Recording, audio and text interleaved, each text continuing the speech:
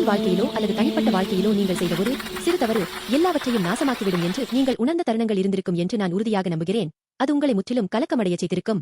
அந்த உணர்வு உங்களால் ஒருபோதும் உங்கள் சொந்த பலத்தால் தீர்க்க முடியாத ஒரு கனமான சுமையால் ஆழமான நீரில் முற்றிலும் மூழ்கிவிட்டதைப் போன்றது.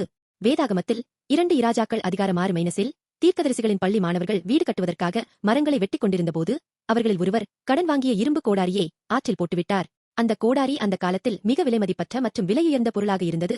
எனவே அதை இழந்தது மிகப்பெரிய நிதி மற்றும் உளவியல் அழுத்தத்தை உருவாக்கியது. அந்த கனமான கோடாரி ஆற்றின் அடிப்பகுதிக்கு மூழ்கிய போது அவர்களது முயற்சிகளும் நம்பிக்கைகளும் அதனுடன் மூழ்குவதைப் போல உணர்ந்திருக்க வேண்டும்.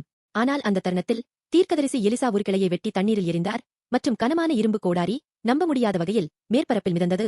இந்த காரியம் நமது சொந்த பலத்தால் நம்மால் தீர்க்க முடியாத மனித முயற்சியின் எடை மற்றும் தவறுகளை தேவனுடைய உடனடி காப்புறுதி திட்டம் செயல்பட்டு இலகுவாக மேலே தூக்குவதை பற்றியது. உண்மையில் நம் வாழ்க்கையின் அனைத்து பிரச்சினைகளும் இந்த கோடரியை மூழ்கடித்த இரும்பு போன்றது.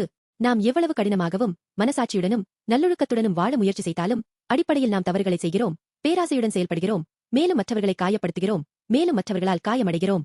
வேதாகமம் இதை பாவத்தின் எடை என்று அழைக்கிறது.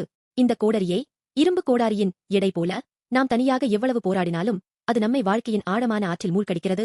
நாமே ஒருபோதும் மேற்பரப்பில் வர முடியாது, மேலும் இந்த முழு எடையால் நாம் தவிர்க்க முடியாமல் மூழ்கிவிடுவோம் என்ற விரக்தி, அதுதான் மனித நிலையின் நேர்மையான யதார்த்தம். இருப்பினும் எலிசா கோடாரியை மிதக்கச் செய்ய ஒரு கிளையை எறிந்தது போல தேவன் தம்முடைய ஒரே பேரான குமாரனாகிய இயேசு கிறிஸ்துவை இந்த பூமிக்கு அனுப்பினார். இயேசு சிலுவையில் அறையப்பட்ட நிகழ்வு நமது அனைத்து கனமான சுமைகளையும் கடந்த கால தவறுகளையும் பாவத்தின் தீர்க்க முடியாத எடையையும் ஒரே நேரத்தில் அவர் சுமந்த ஒரு செயலாகும். நீங்கள் சுமக்க வேண்டிய மிக கனமான இரும்பு கோடாரியை இயேசு எடுத்து வேண்டுமென்றே ஆழமான இடத்திற்கு சிலுவை மற்றும் மரணத்தின் நீரில் மூழ்கினார். ஏன் நாம் மிதக்க வேண்டும் என்பதற்காக. இதுவே நமக்கான நற்செய்தி. இயேசு நமக்காக எல்லா பாரத்தையும் ஏற்றுக்கொண்டு மூழ்கியதால் நாம் மிதக்க முடியும் என்பதே தேவனுடைய உடனடி காப்புறுதி திட்டம். அதுவே கிருபை ஆகும். இப்போது உங்கள் இதயத்தில் மூழ்கிக் கொண்டிருக்கும் இரும்பு கோடாரி என்ன? அது திருப்பிச் செலுத்த முடியாத கடனாக இருக்கலாம், முறியடிக்க முடியாத பழக்கமாக இருக்கலாம், அல்லது மன்னிக்க முடியாத கடந்தகால நினைவாக இருக்கலாம். அந்த கனமான சுமையை மீட்டெடுக்க நீங்கள் தனியாக போராட வேண்டியதில்லை. உங்கள் சுமைகளை எல்லாம் இயேசுவின் மேல் போடுங்கள். இயேசுவை நம்புவது என்பது உங்கள் சொந்த பலத்தால் நீங்கள் ஒருபோதும் தீர்க்க முடியாத விரக்தி மற்றும் பாவத்தின் எடையிலிருந்து விடுதலையாகுவதை குறிக்கிறது.